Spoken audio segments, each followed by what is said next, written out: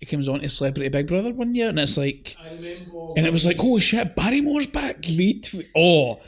And it was like, you and I have spoken about this.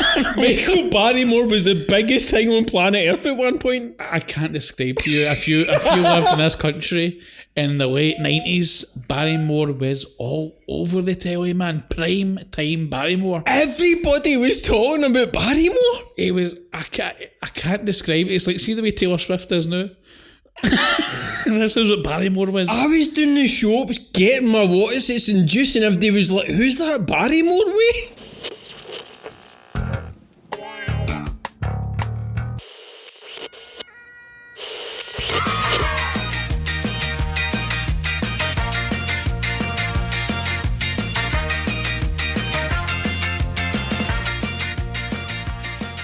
Happy Valentine's Day.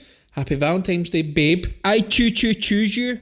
Oh man, that's such a heartbreaking episode. It's the best. Oh, the way Bart pauses and slows it down for Lisa is amazing. The card is so cute as well. And now it's a real card you can buy.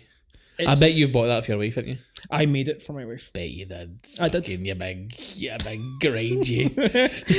Valentine 2001. This was a first timer for you. So I didn't even know this movie existed until you mentioned it. You did not know about I this? had to IMDb it and I was just like, this isn't real. 5 women are stalked by an unknown assailant while preparing for Valentine's Day. Director Jamie Blank's Valentine 2001. We open on this red Warner. Do you see this red Warner Brothers logo? This was cool. This was a good start. At first I'm like, yes, and then I'm like, oh no, the killer get the head off. His blood's all the film. I can't even watch it like this. Oh no. Is the full film red? What will I do? Check, this was shot on film. It's the most shocking aspect. The opening titles, yearbook, solid opening, man. I liked this opening a lot, to be honest. This was a good solid start. Yeah.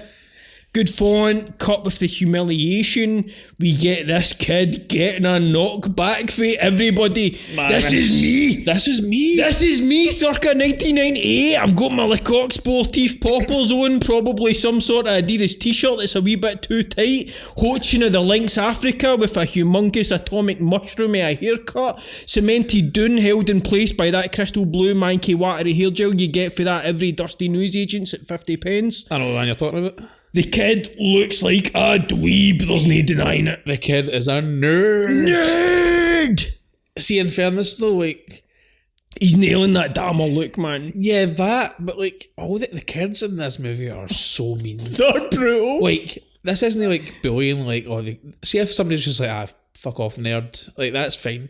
But they just like, they call him a rapist and then just beat him up. They are taking names in this movie, man. It's a bit too brutal. It took me out of the movie. Like, I'm all for like a bullying storyline because I get it. Like, you need to give the person sympathy. This is the initial. At the start of this movie, I'm like, I want all these kids to die. Like, I don't think it's supposed to make you root for the killer, but immediately as soon as I see all that, I know the plot. As soon as you see this kid getting bullied, I'm like, right, he's the killer, and all these kids are going to get killed, and I'm like, good. I hope they do. I hope it's brutal. You're into it, especially Dorothy. The lassie that actually is nice to him, takes him down to the back of the bleachers for a wee winch, and then cries rape. What the fuck is going on? I do like these young photos of the cast being intercut in the opening. Yeah. That's real photos. I like when they do that. It does add a little to it.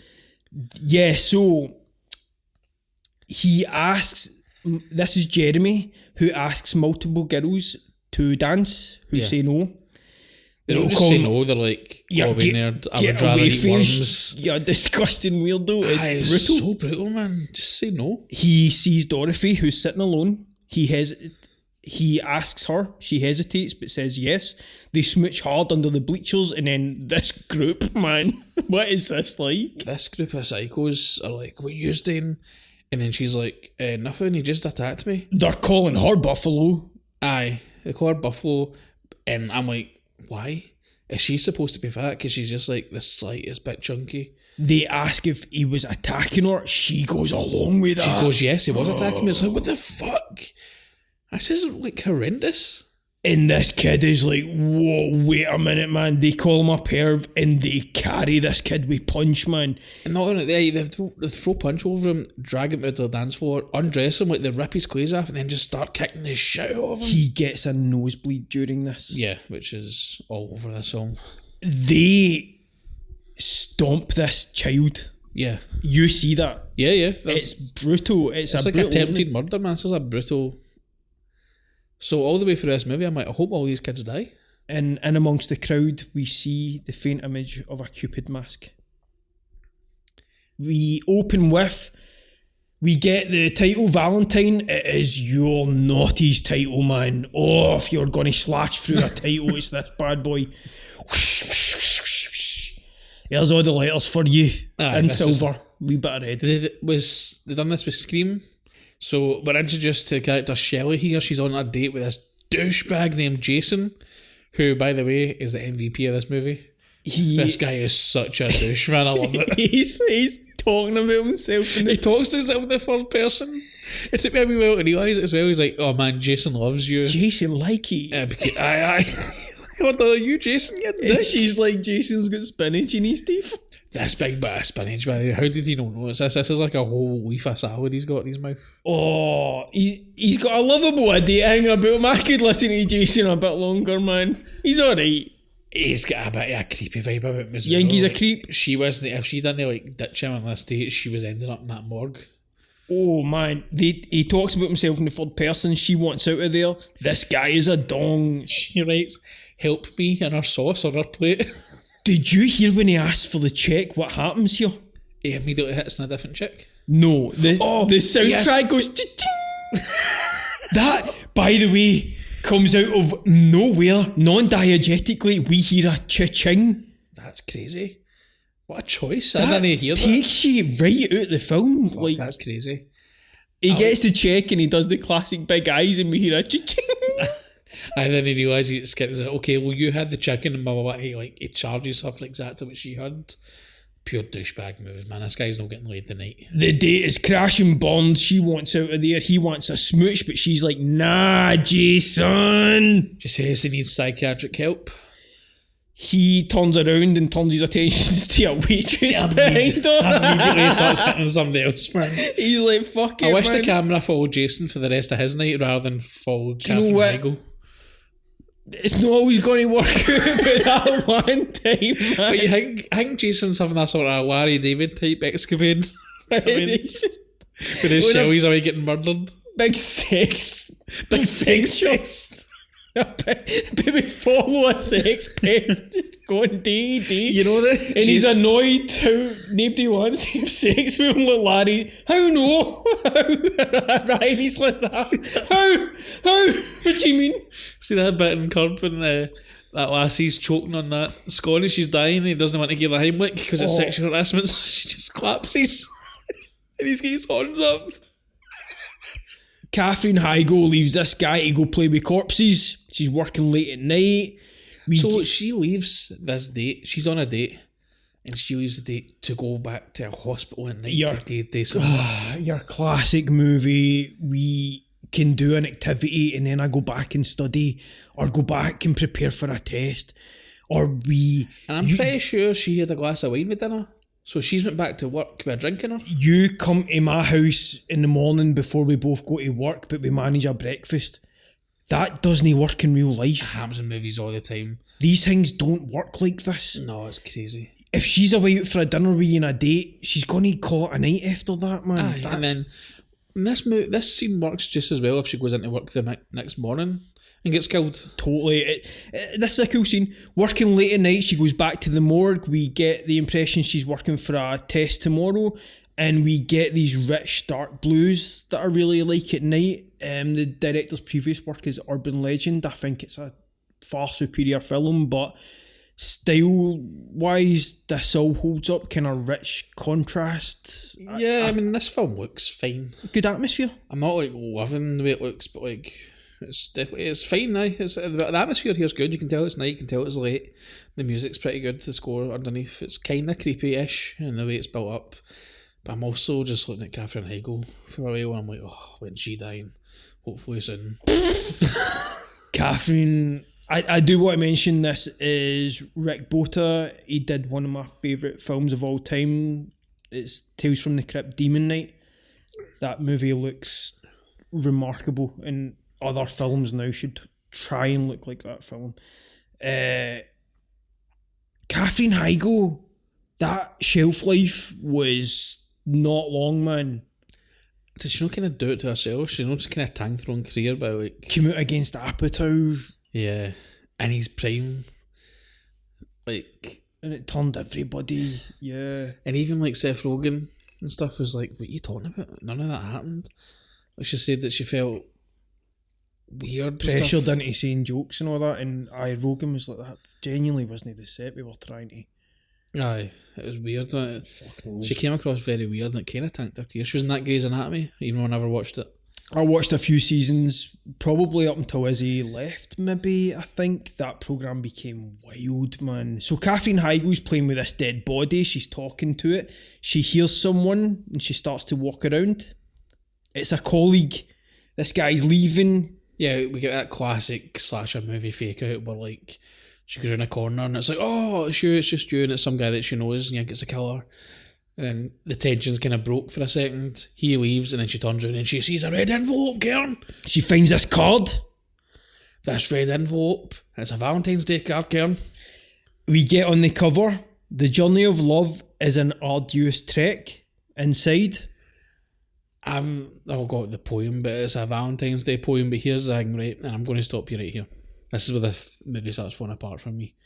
The first time isn't bad, but we see a couple of these cards throughout the movie because it's obviously the calling card of the killer or whatever, and that's fine. Why, when you're alone in a room, do you need to read these cards out loud? For the audience, we can't hear. We can read, but no, I can't. I hate this in a film where they pull out a card and they're like, roses are red. Who are you talking to? You're in watching Valentine 2001 with Denise Richards and we're going to spell it out for you. That's what it's like. She was in a film and her name was Dr. Christmas. Mate. I know, it just, this took me out of the film when they start reading stuff out loud. The first one isn't too bad. This card's cool. The card's pretty cool, the way it opens up and it shows you like a slit throat or something like that. The journey of love is an arduous trek, and inside it reads, my love grows for you as you bleed from your neck. That's not bad. A cool, creepy card. Would have been just as effective if she wasn't pure reading out loud. And it's got this wee guy cutting a woman's throat in cardboard. It's brutal. Yeah, foreshadowing. Catherine Heigl goes back to play with her corpse, and as she begins the incision on the abdomen, it breathes. Again, I get why this is a scare that they're going for here, but in reality, what happened is the killer has decided to move a body into a cupboard, widen under this tile so it can go boo. Like, what would have been funnier is when she goes to make the incision, it ends up cutting her throat. Like, it's got a scalpel in its hand or something, but instead it just wants to frighten her because she shakes herself, turns around, and then it's not there anymore. Yeah, this corpse falls behind her. She looks to the table and this alive thing is now gone. She arms herself with a scalpel. It's very elaborate. It's very elaborate. Like, just kill her, man. They have a pretty good chase until she thinks it's alright to hide in a body bag.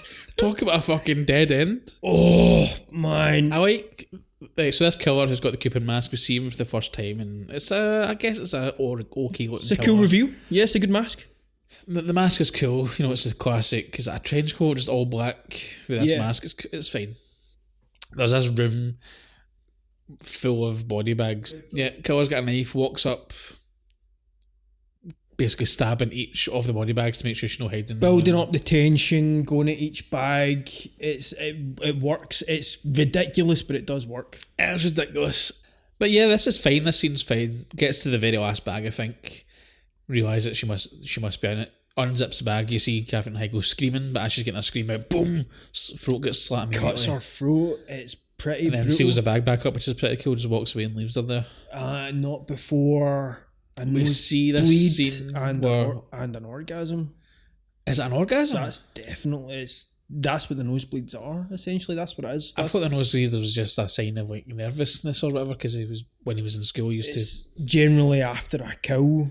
And it's a release. That's what it is. It's okay, well that makes sense. But yeah, we see it cuts her throat, zips her back up, and you see the blood coming out of the mask.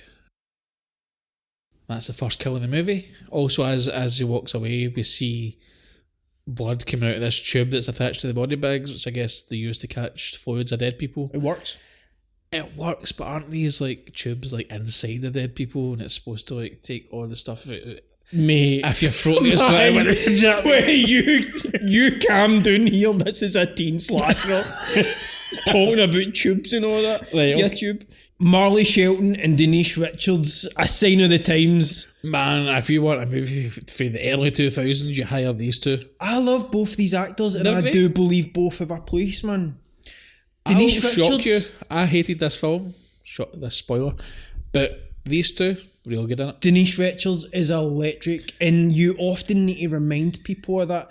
There was a brief period Denise Richards lit up her TV screens, and she was great. Yeah, but isn't it weird? Because I didn't know this. Like watching this movie, like, and I will admit it, I'm like, she's a really good actress. Great actor. I'm like, what the fuck? Because I always assumed, and maybe this is on me, that she was just eye candy. Like, Just a she pretty looked face. beautiful, No, man. but she couldn't really act. And maybe that's No. because of Ve- the stuff she'd done, like the James Bond movie, which isn't a good showing of her acting. And You like, always need to pay the Charlie Sheen attention. stuff with Scary Movie 4 or whatever she Always was in. keep an eye and a mind on that Verhoeven casting, man.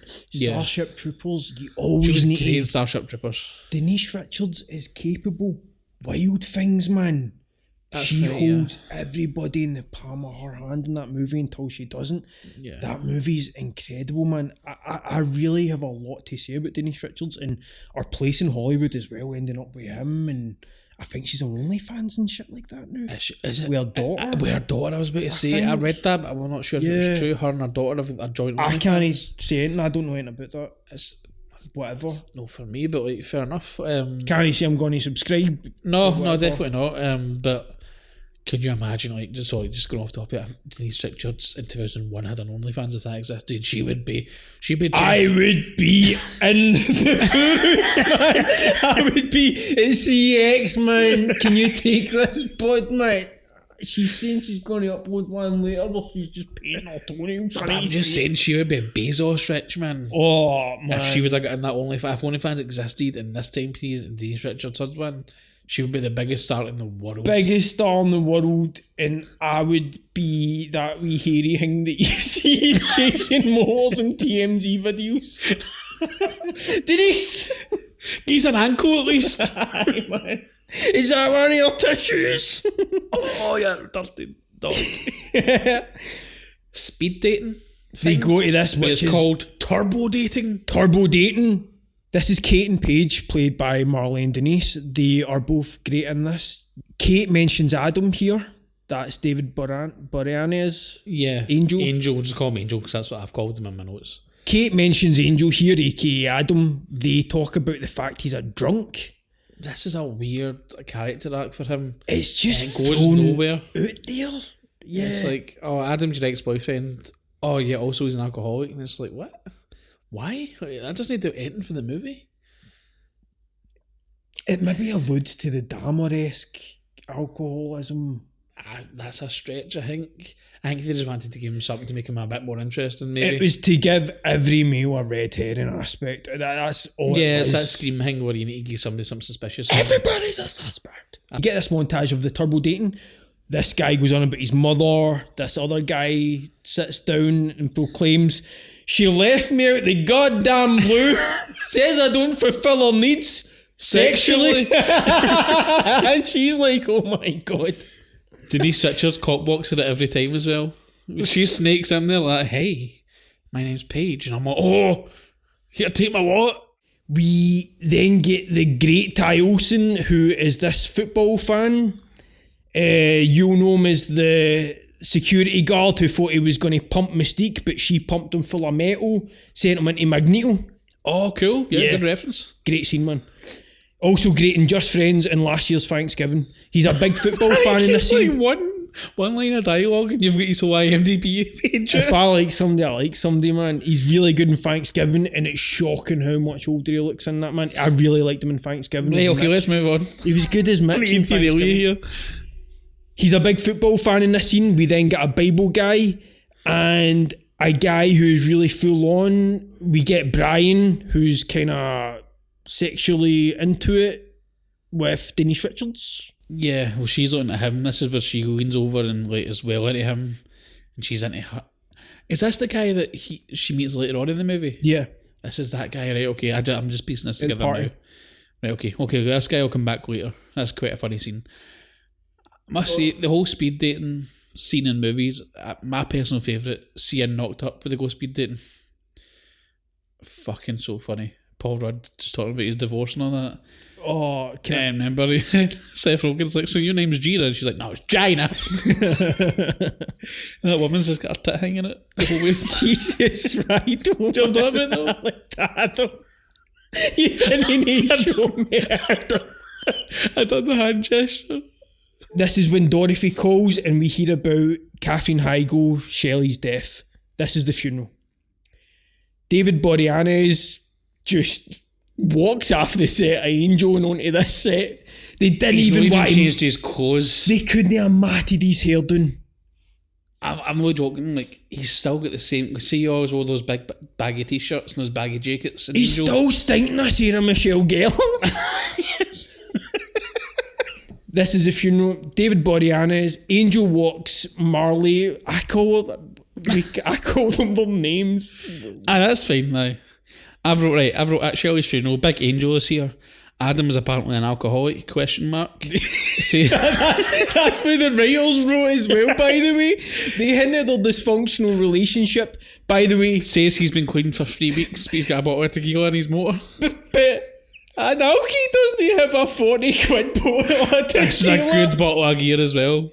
He should have a wee bag, like see the brown paper bag. He should have one of them. I really love this notion that Adam is an alky, right? But he has to go the whole 9 yards. He does the lemon, the salt. Every drink has to be a shot and it has to be meticulous and he has to drink the whole bowl with So, that. I'm an alky, but I've got class. Aye.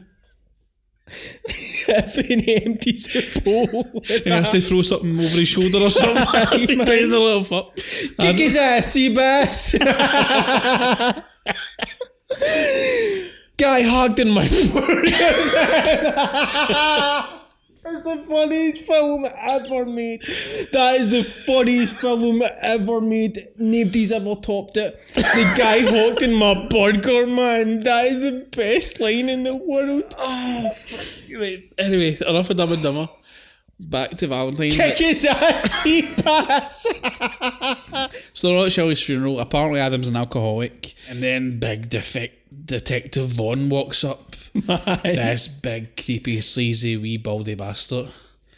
This cop is one of the worst people ever on film. He is a greasy bandit. Isn't he, man? He's the worst. So all the girls are standing in a wee group talking about Shelley and the funeral and blah, blah, blah. I've kind of paraphrased this. The girls reconvene and talk in a group. This greasy detective shows up asking questions about Shelley. He says the guy Jason she was with is now missing. Asks when they all last saw her. Gives him his card and bails. But we're left with an impression of this guy.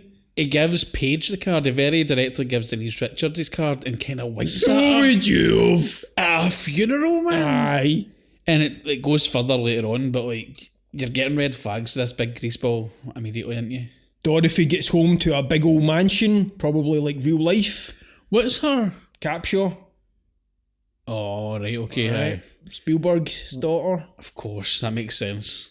What is the deal with Dorothy? Because we don't really hear about any of these people's work, but she drives is that a Ferrari she Daddy's drives? money. This is all daddy. Oh, because it mentions got a trust fund or something. Yeah.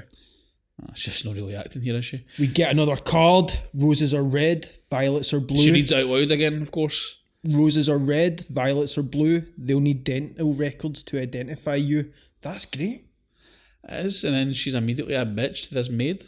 Oh, this guy shows up, man. Campbell, first of all, if somebody walks into your life and is like, oh man, my name's Campbell, I'm like, fuck off. Nobody's No, our last name's our first called name. Campbell.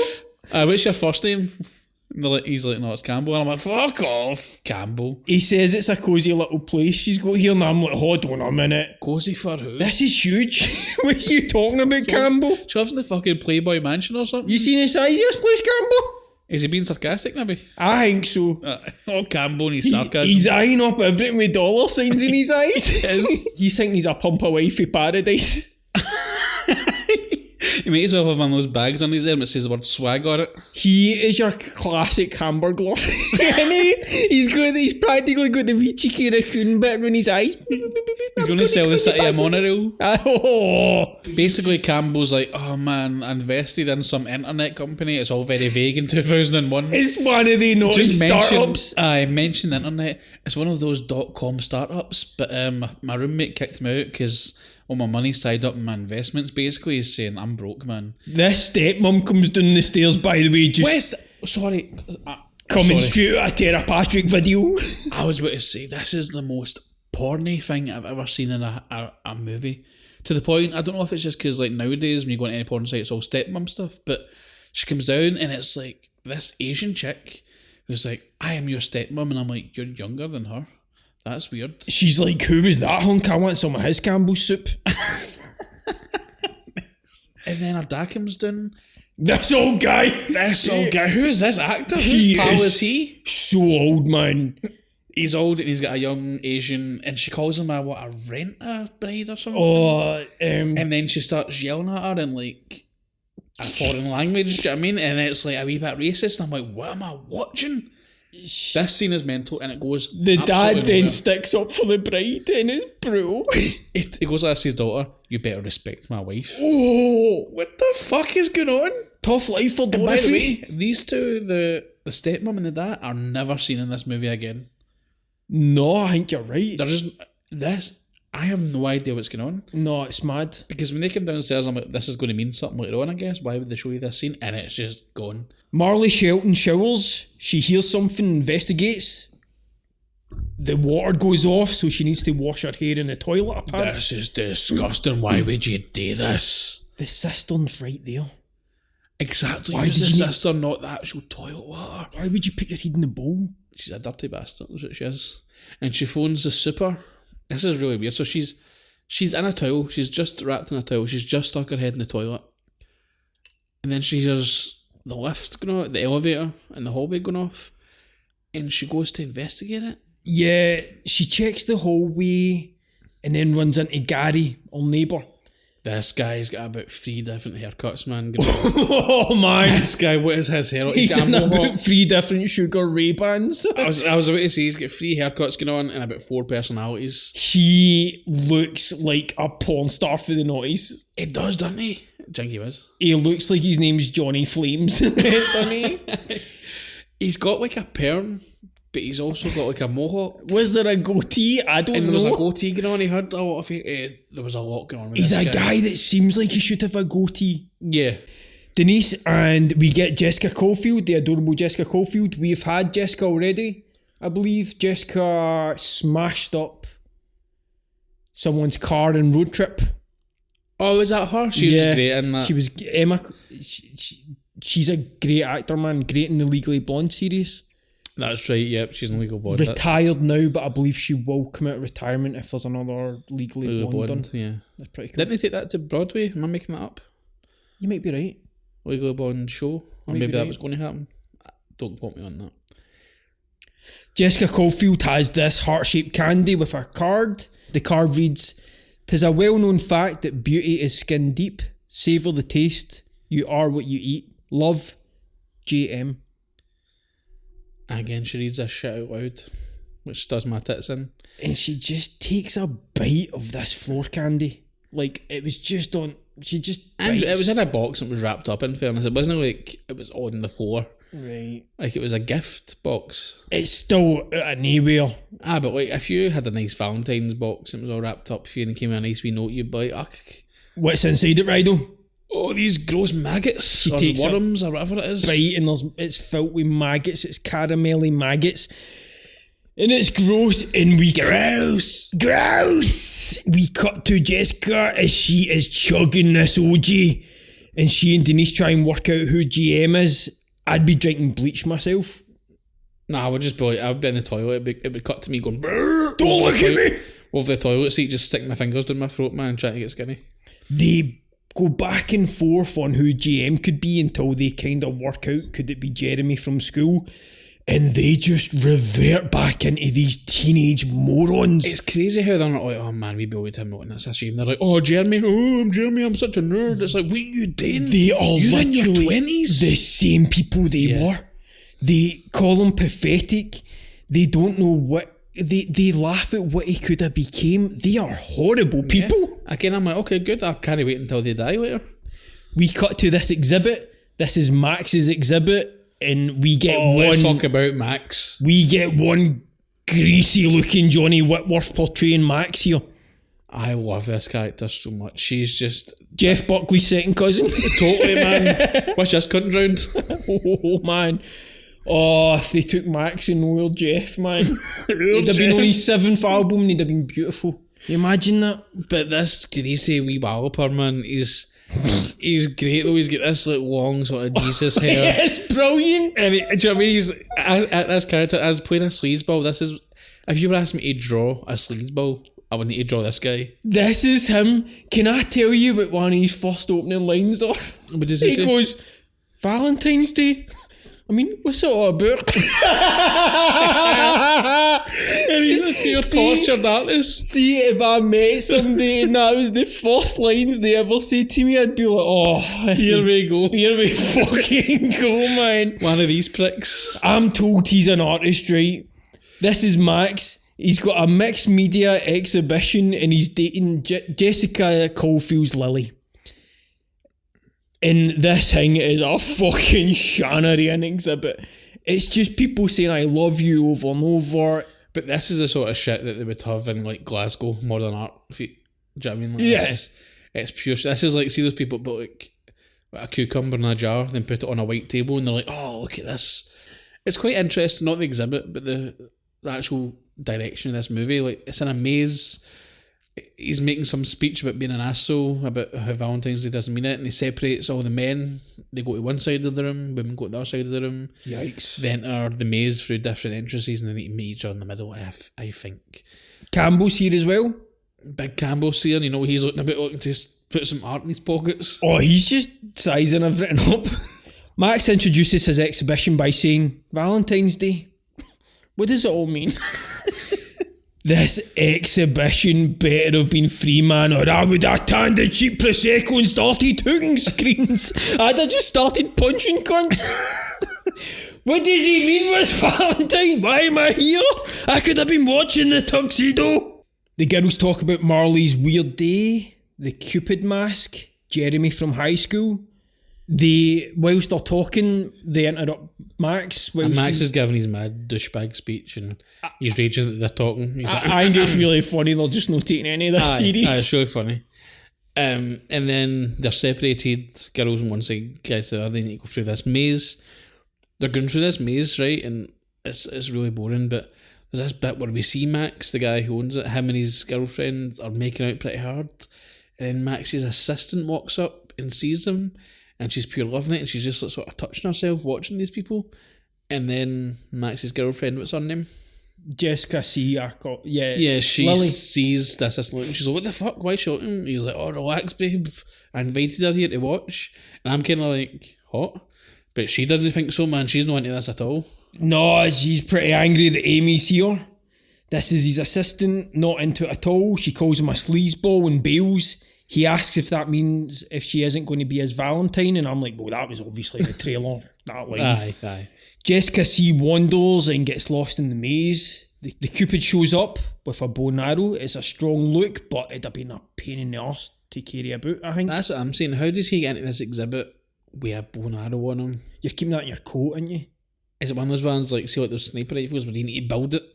Where he needs to bring it in bits. Oh, man. And he's going to like the toilet or something, or a wee private room, and like and stick it all together. And all that. You Like, come on, really man. took this film a walk, didn't you, man? It's just so stupid, man. Oh, man. Like, the killer has to hide under... In the first kill, the killer has to hide pretending to be a big body. Sorry. The killer in the first kill has to hide under this thing just to give this lassie a fright, and then doesn't even kill her, then kills her later. And then now this killer's walking into this exhibit and probably like a big exhibition centre with a bow and arrow and all that on him. He gets her good, and it's a really good kill, but it's mad. She It's so over the top. goes through the exhibit and then through a door. And then falls over our banister, down into a trash can, and the trash can lid shut on her as well. It's great. It is so funny. It's amazing. I mean, it's really shite, but I like how over the top and campy it is. Yeah. It's just, aye. And it's probably the best kill of the movie because like he's actually using a bow and arrow and you think he's got a Cupid mask on, the bow and arrow makes sense. I wish that was his signature weapon and he just always had a bow and arrow. We cut to Campbell and he's getting pulled up by another babe that he scammed. He can't go 2 minutes without getting pulled up, the wee scamp. She outlines his scam to him and Dorothy, and Dorothy's... This is the lassie for Shelbyville that he scammed. He's moved over to just a Springfield. town ale. Marley and Angel have a drink. Non-alcoholic drink. Oh, he asked for a club soda. What's a club soda? Is that just fizzy water? I knew you were going to ask this. I took a note. Oh man, that's amazing. So, club soda is artificially carbonated. Sparkling water is natural. We get David Boreanaz saying some rubbish about wearing women's... They're talking about the neighbour Gary. He says something about wearing women's underwear and how he's in touch with his feminine side. We're all in stitches, David Boreanaz. Slow clap. Well done, David Boreanaz, about the feminine. Get that paycheck. Big, muscular, strong David Boreanaz for Angel. Making a joke about how he likes to wear a woman's underwear. Look at him go, big manly man like that. Do you want to apply his forehead makeup now till he vamps out Angel earlier? No, that's right. If he's known direct sunlight, he doesn't vamp out. That's right. Is that right, Mr. Boreanaz? If you're known direct sunlight, you don't... Tell us about masculinity again, Mr. Boreanaz. Fuck's sake, man. You took that personally. It does my tits in, man. It really does. She orders a Corona and backtracks because he's a big alky angel. He orders a club soda, artificial sparkly water. She orders one of those instead, and this waitress is chuffed with the $1.50 she's just made. He asks for another chance. She's worried because of his drinking. He says he stopped. She says we'll see. Again, none of this needs to be in the movie, but I guess we need to have David Boreanaz earning that paycheck. Yeah, it is just... I guess it pays off in the end of the movie, kind of, I yeah, guess. it's who you paid for, It's I suppose. very loose. Man, he was the star of this movie and he's no in it a lot. They're saying... So... I know Denise What's your Richards guess? is the star, but like when you look at the poster and that, he's front and centre on this, man. So how many days are you guessing he was filming? I mean, he probably done this all in one day. 3 weeks, they said. 3 weeks worth of work. What were they doing for 3 weeks? Wait, no, but the entire movie took 3 weeks. I would believe that. Was he literally in the coat the whole time? Because otherwise... No, you shot his scenes in 2 days. Yeah, he's wearing the same shirt in every scene, I believe. His hair's spiked up like Angel. I'm pretty sure they've done this on the same lot as that Buffy show, and he just like jumped over the road and filmed this. I'm sorry, he wasn't on set for 3 weeks. He just wasn't. No, it doesn't make any sense. The girls talk to this greasy cop. They mention Lily has left town. The cop shows them another card which reads, "Too bad, too sad." They tell the cop about Jeremy Melton. He says that the Jason that they're looking for, his second name is Marquette, so that's a GM as well. The cop is like, pfft. Is he, aye? They talk about Jeremy Melton, the cop's like, pfft, that was ages ago, forget about it. What a terrible cop as well. Like, they name a boy who clearly has got mental issues and like trauma after this horrible thing happened to him, and he has motive to kill all of them, and the cop's like, no, it'll not be him. We will later find out what this boy has actually been through, and it is horrifying what happened it's to him. horrific to the boy. What are you? He's the only victim in this movie. You've got a nosebleed. I'm wanking.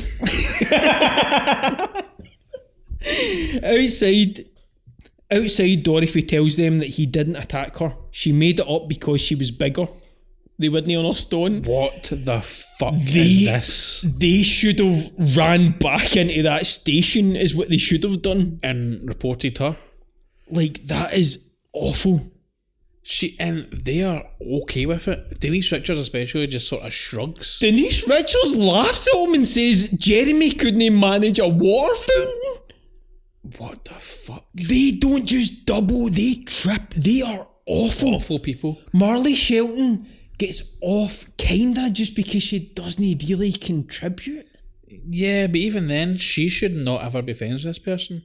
Like, imagine your pal, one of your best, oldest pals since high school is like, by the way, remember I told you that person raped me? They never. I just lied and ruined their entire life. You'd be like, I can't ever trust you or look at you the same way again.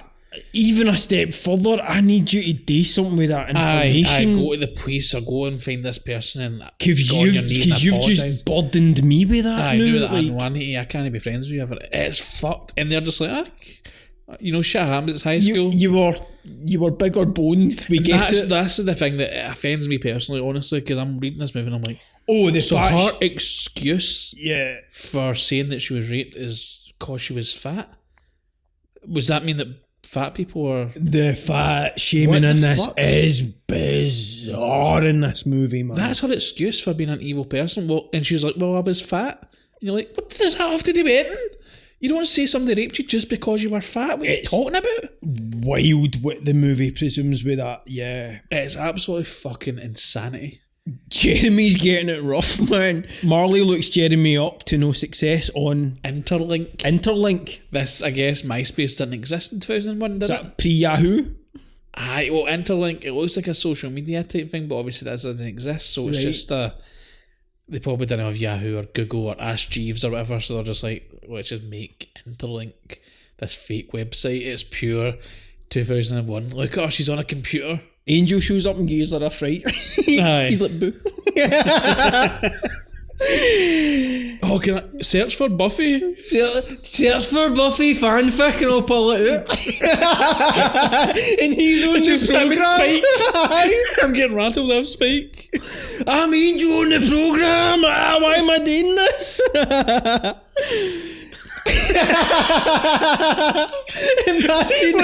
She's like, what programme?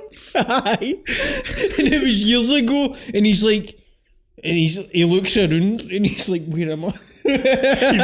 he's on the set of Bones. Oh my! 15 years later. It's like 15 years later and he's still having flashbacks. And he calls her Zoe and she's like, my name's Emily, Zoe's my sister. I said, I'm the Chanel. Oh fuck. He's a handsome boy though, isn't he? He is a good looking... Is he? No. He's 2001 handsome. No. With that spiked hair. Is he? The big baggy shorts that he wears. This might be your divider. You can keep Boreanaz, man. Oh no, he isn't for me, but he would be in a music video. So he'd be in an Evanescence video. He's in one of my old-timers, man. He's in White Flag, man. He's the protagonist of White Flag. Is he, aye? Dido's White Flag. He's the protagonist. Adam's walking his girlfriend home after their date. Marley, sorry, I don't know. They've all got the same... Paige, but it's... These girls look exactly the same. Kate. Exactly, you're doing it as well. They've all got white girl names. They're all these beautiful 2001 blondes. Like, they're all the same. I'm sorry, they're interchangeable, but they are. Anyway, Angel walks Kate home and she invites him upstairs and he pure doesn't go up. And I'm like, oh, get there, Angel. He's being cool, man. Kate Beezer. A billion. If Kate invited you upstairs, are you going? Nah. Aye, you are. No, I'm not. In 2001, you're not going? I've probably got a paper to write for the motor and you're going, oh, you a fucking bottle of nerd. tequila to hammer and about 6 lemons to cut through because I need to take it in a regimented order. Well, you can get a drink. We go back to the greasy cop. He tells the girls that Jeremy went to reform school. Then a year later, he's in juvenile hall. 6 months later, a mental hospital. And his parents died in a fire. That he probably did. No wonder. His entire life was ruined because of this dance. This defined his entire miserable life. And not one of them seems upset about it. They just shrug and they're like, oh well, poor Jeremy. The cop says they must have done some number on him at the dance. That's hilarious. The cop who says, you've done this, whatever happened to him at that dance fucked him up for life. He's took one look at this sheet and went, that's a right off. That's worse than Carrie.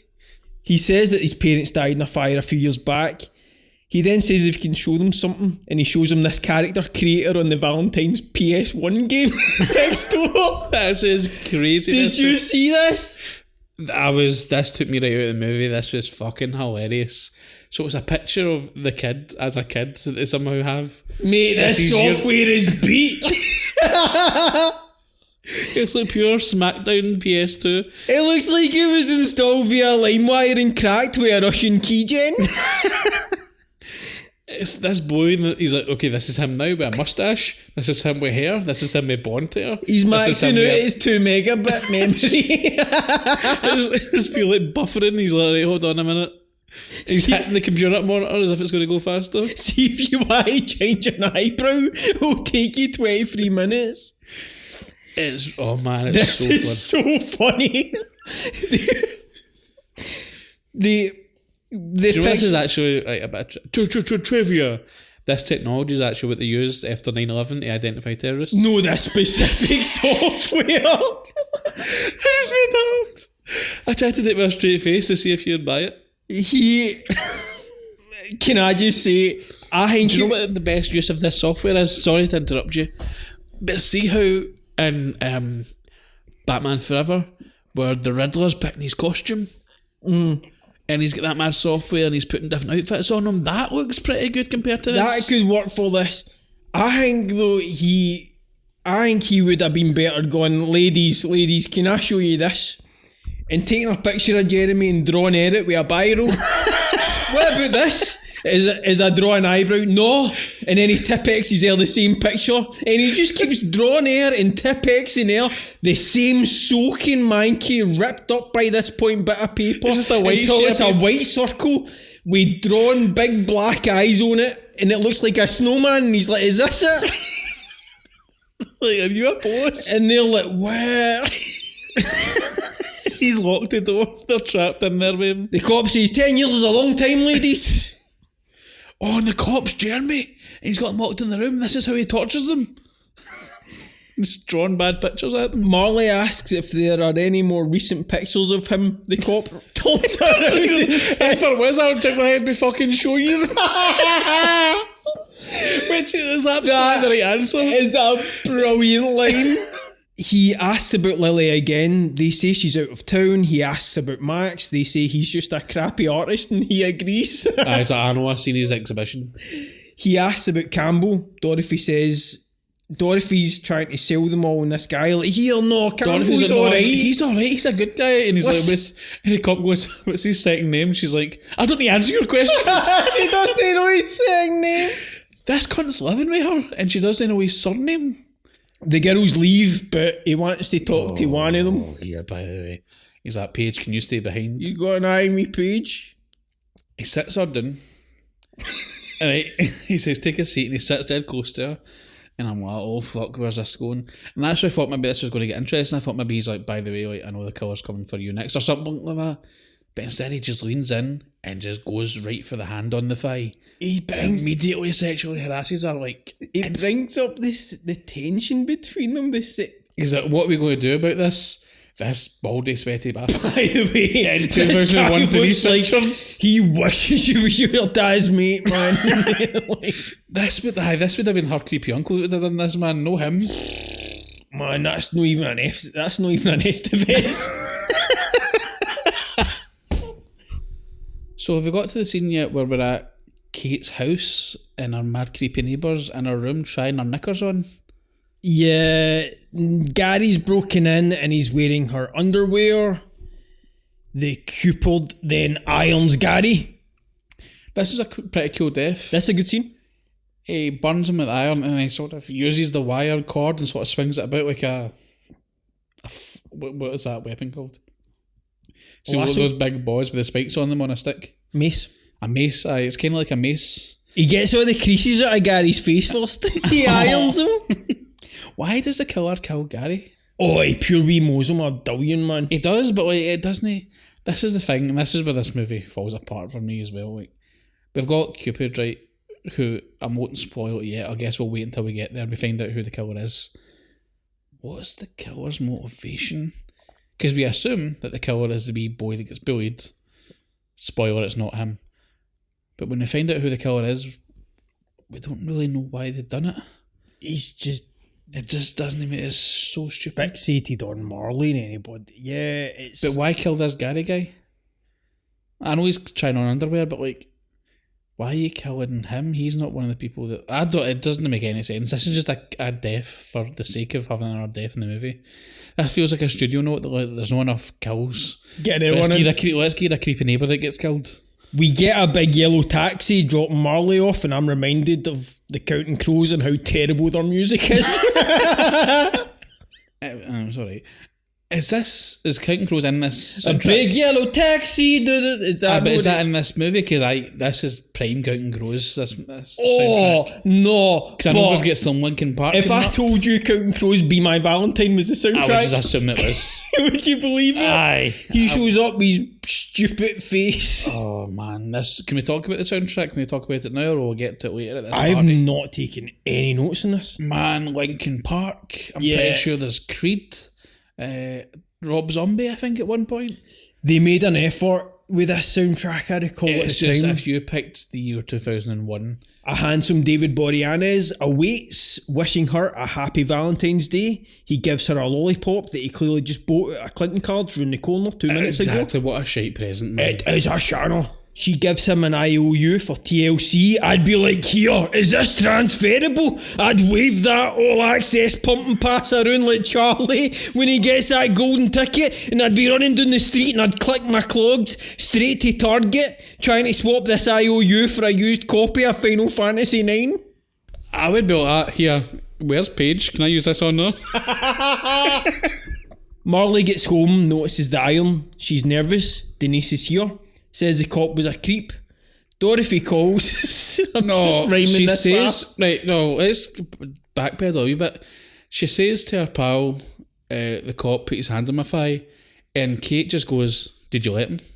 Yeah. Just completely dismisses that her friend was just sexually harassed with a joke. This movie's so fucked. It's crazy. This lassie just like that cop just inappropriately touched me, and she's like, did you let him?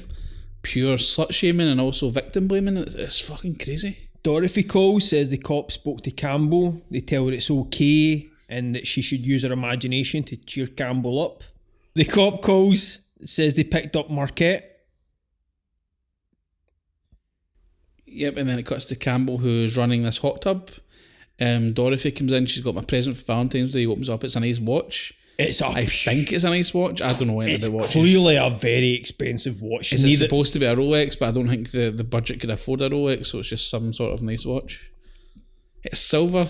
I really want this Campbell movie just grifting town to town, using slasher scenarios as his distractions. I love that, man. See if there was a Campbell in every movie, like in Scream and all that, just coming in and stealing stuff after all the killings. He gets this really nice watch. They go to bed. He can't get a boner. Is that what happens? Yeah. There's this really weird scene.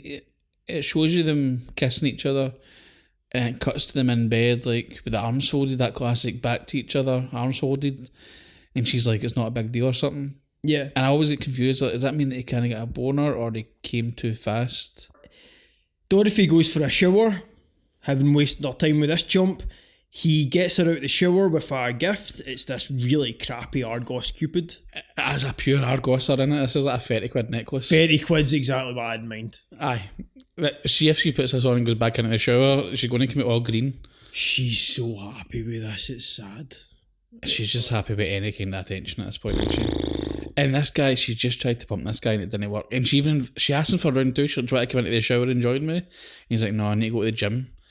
It's like, I'll get your pump on in there, son. He says he's got an investors meeting and he wants to get a quick session in. We cut to Campbell and he is at the pool and he's checking over accounts. More specifically, he is checking if Dorothy's dad's money is moved into his account. Is that what's going on here? Because he's on the phone on this pure 90s cell phone and he's like, I don't know her maiden name or something like that. Obviously, they're asking him security questions. He's looking up the account details for one Mr. Evan Wheeler. We have to assume this is Dorothy's father. Her dad, yeah. He's trying to empty the account into his own account. He isn't even nice to the person dealing with this. He's so rude to this person. He's like, alright, was this money here yet? He's terrible at crimes. He's I can't believe he's not been arrested yet. He's just so bad. He's Dorothy- the untalented Mr. Ripley. Dorothy calls him down on the intercom. He's pure raging and answering through gritted teeth. She's like, the hot water's not off. Can you turn on the pilot light? I'm like, in this big mansion, you've still got a pilot light? What are you talking about? He mumbles that he's staff now, and then he says, I'll go check it out. He gets the light going down in the basement, and he mumbles, this will at least be a Porsche. Man, Campbell's good. He turns on this light switch and the light flickers behind him, and we do get a cool silhouette of the killer behind him here. Yeah. Down this hallway, which is quite interesting. Then we've got this big, comically bad scene where I've never seen somebody overact lighting a match in my life. He picks up the matches, and of course he drops on the matches to go over the floor and scatter. He bends down, he tries to light one, it goes out, and he's like, oh! And he has to get another one. It's just like, how can you act this much lighting a fucking match? He lights the pilot light, he goes to turn up, and he gets hit in the back with an axe. We get the party, Rido. You got your dancing shoes Man, on. you know what I do? Because they've got the fucking tunes cranked up here. I think this is Creed. Is this Creed? It sounds like Creed, but they all sound the same. Rido. What are you doing? My arm's wide open. We're at the party. Man, this is a pure 2001 party here. This isn't quite the Blade party. Like, see the scene, this opening scene of Blade? Yeah. But this is still a pretty cool party for the time period, I assume. It's decent. They've all got those, like, sippy cups. I'm like, where's Van Wilder? Aye, let's fucking get a dog drunk. Or whatever they done. Size that dog's boys. Oh. Dorothy's sitting in the kitchen and her face is tripping her. Denise is there. She's playing phone tag with Brian from the speed dating from the first scene. Man, Brian shows up to this party and they start dancing immediately, man. They're all over each other. He's feeling her up and whatnot, and he says, I've got a surprise for you. And she's like, what is it? And she's like, I'll show you upstairs. She's like, what is it? Maybe he's got me something nice because it's Valentine's Day. Maybe he went to Argos and got me a 30 quid necklace. Maybe he's actually spent some money on us. I'm really intrigued. He seems like a really nice guy. I'm looking forward to seeing where this goes. He takes her upstairs. What's he got for her? It's his wang. Oh, He takes his jeans off and it's his dick. right. And she looks pure disappointed. And I'm like, how did you not know that he was going to show you his dick? Everything about this boy screams, I'm going to show you my penis, whether you want me to or no. This boy's a walking red flag. As soon as I seen him at a speed date, and I'm like, he seems like the sort of person that would send you an unsolicited dick pic. And he does it in real life. Yeah. I like her reaction is really funny though. She kind of looks at him, she's like, wow, your penis. Like pure unenthusiastic. It felt like she was waiting for a puppy or some gift that would have reminded her of a warm memory for her youth. Can I tell you my favourite part of this movie coming up? Well, this is my favourite part. This line. Do you have the line that this boy says to her? He takes his dick out, she looks at it, and then what does he say to her? Wax it. What does that mean? He says, what are you waiting for? Wax it. And he points down at he almost does finger guns down at his dick and goes, what are you waiting for? Wax it. She legit waxes it. It's good. Really funny. It's really good. She immediately gets her revenge. She's like, okay, fine, if you want to play that. She says, get naked, so he gets all naked, all funny. She gets him on the bed, she ties him up to the bed, she blindfolds him, am I right? And I then don't recall. I think she blindfolds him with like a scarf or something. And he says something like, I knew as soon as I see you, you'd be pure kinky. And she's like, is that right? And she's like, do you want me to wax it? He's like, oh yeah. And he's all excited. And then she pours candle wax all in his bulb. Oh, a bit sore. People like that though. It's no for me. There's a 50-50 chance that he's going to be pure well into that though. So Denise Richards goes downstairs and says that she needs a drink, she's had a bad time, this party sucks. And then what's her face for Shelbyville comes back and she's like, that's my necklace. So Campbell no even bought her a 30 quid Argos necklace, he stole it for this other lassie. He top catted it. He did. He gave a necklace from his ex-bird to his new bird. As long as you keep a bit of string on it long enough to whip it back, you're alright. What a dirty bastard this Campbell is. He's lying dead at this point. Obviously, he's got an axe to his back. I love Campbell. So, you know the studio heads are like, oh man, we've got Denise Richards here. How do we get her in a bathing suit? Because she's at this party and for some reason she's brought a swimming outfit to this party. and she's in a hot tub all by herself, and you know the director or somebody just wanted Denise Richards to be wet in a bathing suit because there's no need for this. She could have died in a library. She could have died like at the pool table. Do you know what I mean? She could have died anywhere, but they're like, no, Denise Richards, get her in a bathing suit, get her in a bathing suit, get her soaking wet. We need this money shot for the poster. You know, this was probably all of the trailer. This scene has made no sense to me, and the death is hilarious. She gets in a hot tub. The killer throws her. She comes out after she hears a noise. The killer throws her in it, then puts a lid on the hot tub. Yeah. The hot tubs have lids. It's usually like a canopy that goes over them, but this has an actual lid that you can seal like a Tupperware. So he puts Denise Richards in this pool and closes the lid, and then he gets a power drill. Did he bring this with him? Did he plan this thing? Because this is plugged into the electric mains. Very elaborate. It is ridiculous. Like, he puts it in it and then starts drilling holes in this hot tub for some reason.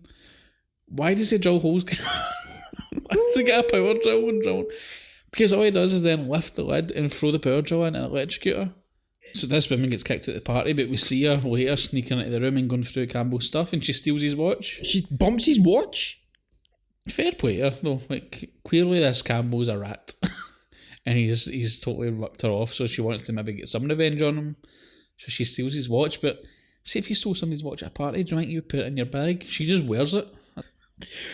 Anyway, this is really funny. This is the funniest scene in the movie, like, by accident, because she steals this watch and walks down these stairs and she just sees the killer dragging a body out of a cupboard. This doesn't happen. Like, you really see the killer doing this shit. Like, killers always look cool and organised. We've seen Scream, you never see a scene in Scream where he's like trying to hump something into a car boot and then somebody walks past him. He's like, oh fuck. This is like something that would happen in Scary Movie. They did this really well. This is Slasher, the rise of Leslie Vernon. They did this tremendously, where you get to see Leslie be the killer and how he gets from A to B, and how that requires a lot of cardio, moving the bodies and things like that. That's interesting, because obviously in these movies you always see this killer, it always seems invincible, they always seem ridiculously strong. They're always running and never out of breath. Leslie Vernon is a masterpiece. I recommend. I would definitely watch that. Everybody. Robert Englund's in it as the Dr. Loomis character. Right, okay. How cool is that? This is funny though, because like she walks downstairs and this killer just is dragging this maid out of a cupboard. Why did they need to kill the maid? That's never explained either. What did the maid do? I think it's just a funny sight gag. Aye, but cleaning up the maid. This is another question I have for you. Is this supposed to be a comedy, like a dark comedy? Because you see scenes like this and I'm like, this is played for laughs. Yeah, yes. A bit of both, yeah. Or are they trying to be serious here? Just a teen slasher. Aye, it's weird. Anyway, the killer sees her, runs at her, she picks up this pool cue and slaps him right in the napper, man. Gets a medallion. She takes the killer out. She does quite well. What she should have done is like keep on hitting him. Instead, she drops the pool cue and runs. She hides in this sauna, which is cool. I was expecting some sort of cool sauna death here where it's like slams the door and turns it on and like melts her or something. Pure like that. warms her to death. Aye. But see if he gets the pool cue and puts it like over the lock, like, over the door, and like fucks about with the controls and turns it up. Sets it to 5 million. Aye, do you know what I mean? Like, it has one of those dials that's like, oh no, what you doing? Like those cartoon sight gags. Halloween 2 has that, and it's this pool that they go into, and we're supposed to believe that it's for their muscles, and it's got a setting that's scalding. Why does it have that setting? That shouldn't exist on a pool. That doesn't make sense. Aye. Why do I drink so much fucking peach tea, man? So she goes into this sauna and she sees your man's body. She freaks out, she runs away. She runs into the killer. He throws her through a shower, I believe, and all the glass breaks. And the killer picks her up and like digs her face into the broken glass, the shards of glass, throat first. Pretty cool, man. Violent death. And that's Ruthie out of the picture, or whatever her name is. At this point, Kate gets a call from the detective saying that they had to let Marquette go.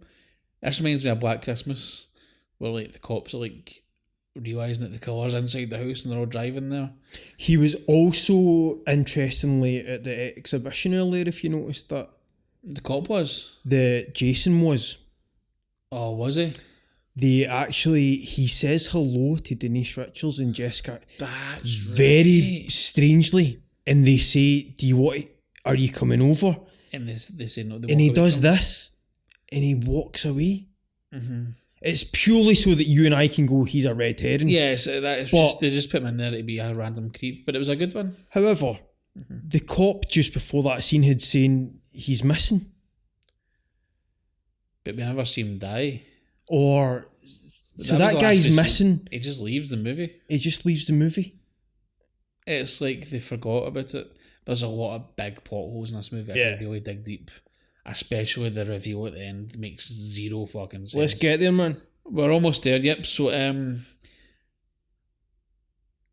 after Kate gets this call from the detectives saying that they need to stick together and blah, blah, blah, and that the killer could be at the party or heading towards the party, she walks into this room and Adam's drinking for some reason. He's sitting there hard. He's like, hey! Nice people, I'm on a bevy. Hey, look at this. And he's doing spins. My question is why? Why is it like, see if something happens, like see if he tries to like ask her out or propose to her or something and she knocks him back and he's seen being all disappointed and he has to grab a drink or something. It is so interesting, this. So it comes out of nowhere. They're having a party, they're at the party, they're having a nice time. She goes into her room and comes back out and he's just having a drink. This is so interesting. So let's reveal who the killer is. Yes. Dorothy. The killer is Dorothy. It makes no sense at all. So the quote unquote fat girl from prom who accused this poor boy of raping her is also the killer for some reason. What her motivations are, I don't know. I think she tries to justify it at some point by saying like, I was fat, you were popular, you were funny, you were sporty, and I was the fat one. Again, her whole reasoning for being this psychotic killer is because she was chubby.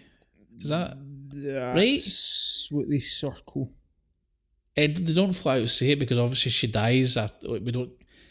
It'd be better if she was unmasked first and then she had a sort of monologue explaining her motivations before she's killed. But she never gets a chance to explain herself because she gets killed in the mask and is then unmasked when she's dead.